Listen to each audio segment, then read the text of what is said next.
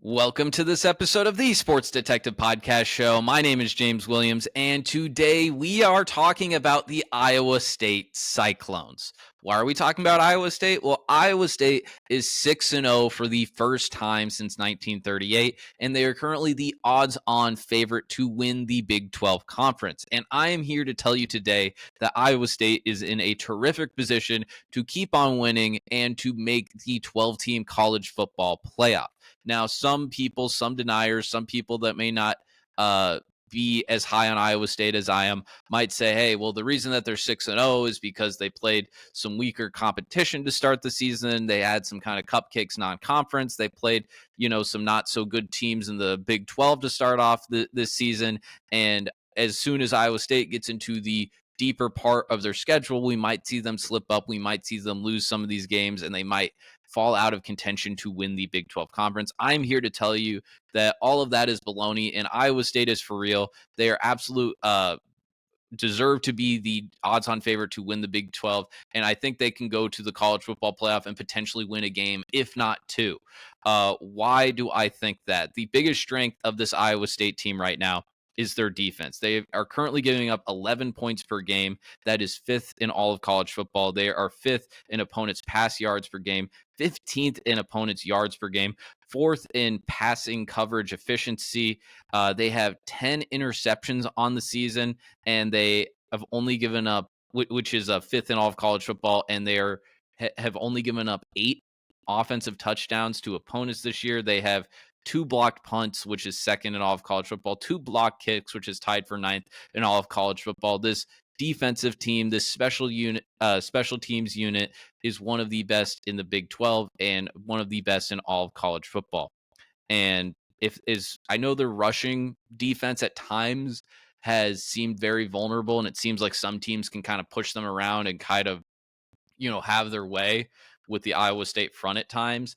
But I do think some of that stuff is because of health at times with some of the linebackers that we've had at certain points of time in the season.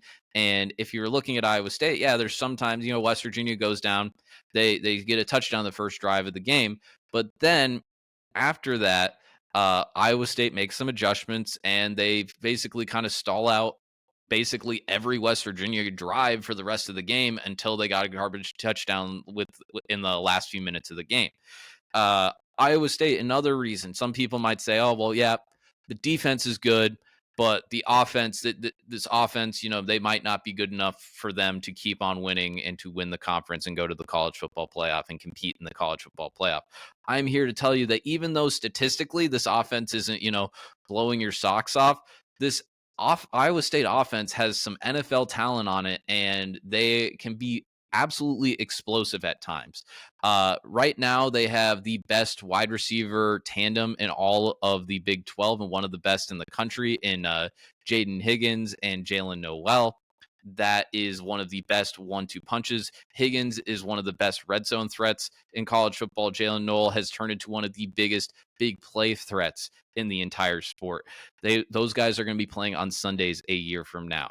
They have a trio of running backs that is combined for 869 rushing yards and 8 touchdowns. So they're on pace to get 16 rushing touchdowns, 1,700 yards. Comparatively to last year, through 13 games, the trio of running backs for Iowa State only had 1,434 yards.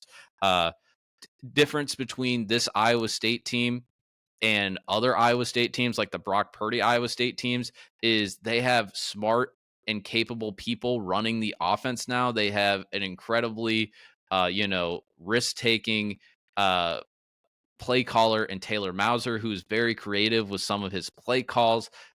It's very hard for defenses to kind of guess what Iowa State is doing right now. They have a lot better of a run scheme than they did in previous years, where it used to be like, hey, we'll hand it off to Breece Hall and David Montgomery, and they're going to have to juke out and break like 3 tackles in order for them to get like a 9-yard gain. This team now, if you look at some of those Carson Hansen runs in the West Virginia game, Carson Hansen's getting these huge holes, and he's able to get into the second level, and he's able to get 3 touchdowns against West Virginia. So they have, even though if you look at their offensive line through the Pro Football Focus grading of them, they aren't necessarily that good, but just watching them comparatively to Iowa State teams of the past, this offensive line is probably the best that they've ever had under Matt Campbell, which might not be saying much because when you go back to the 10-team Big 12, Iowa State's offensive line usually ranked ninth or 10th most years, even though they were still winning, 7-8 games with Brock Purdy.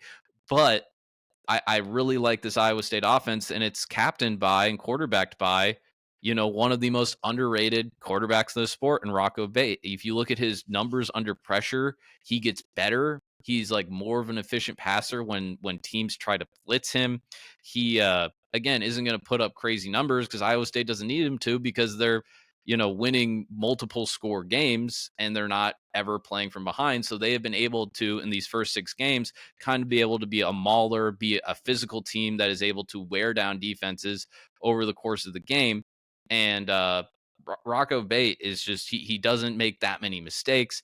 He's able to improvise, but they don't need him. They don't rely on him to improvise. Where Brock Purdy was like, hey, if Brock Purdy's not improvising, all those Iowa State teams are winning like 4 games a year.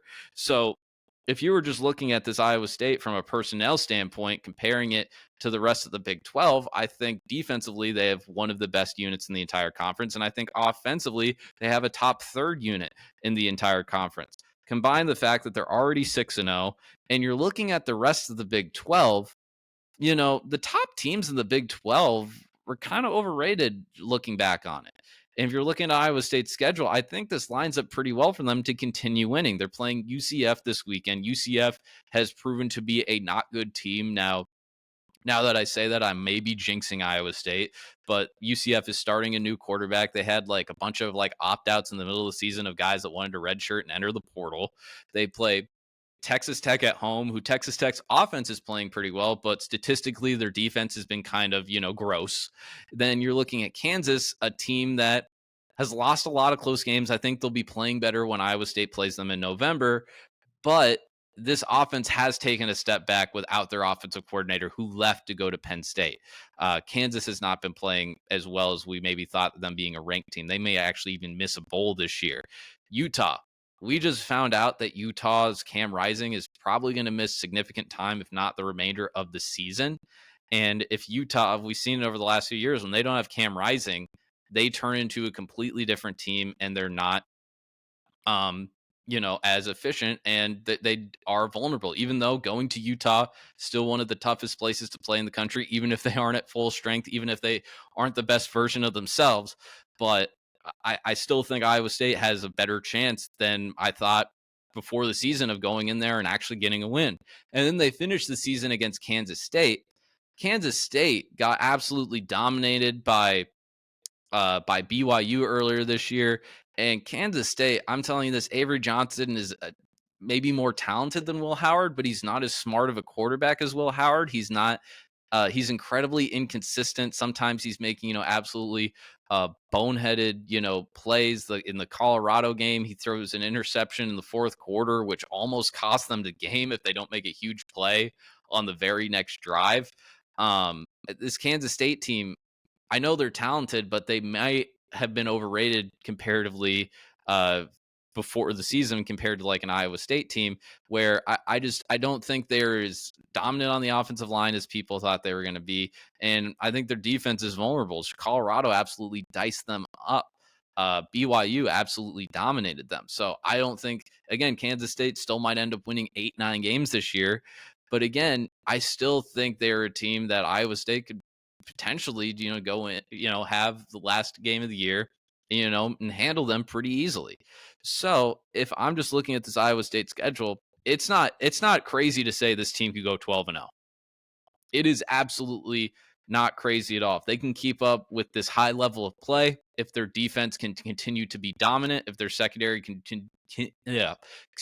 continue to force turnovers, if their push on the offensive line is able to keep them running the ball at an incredibly efficient rate, Iowa State should have no problem, playing well, winning a bunch of games to finish out the second half of their season, going to the Big 12 championship and making the college football playoff as a automatic bid with the conference championship Or even if they were to lose that conference championship, I think they could very well make it as an at-large team, because I think this is potentially, knock on wood, going to be the first year in Iowa State history they win double-digit games. I am very high on this Iowa State team, and yeah, I think they're going to make the college football playoff. You heard it here first. So there you have it, guys. That's going to do it for this episode here today. I know we're probably getting a higher volume of Iowa State fans watching this video than we ever had before. So feel free to give me a subscription or subscribe to the podcast. Hit that like button. I'm an Iowa State alum. I'm an Iowa State fan. So please help out your fellow Cyclones and do that stuff for me.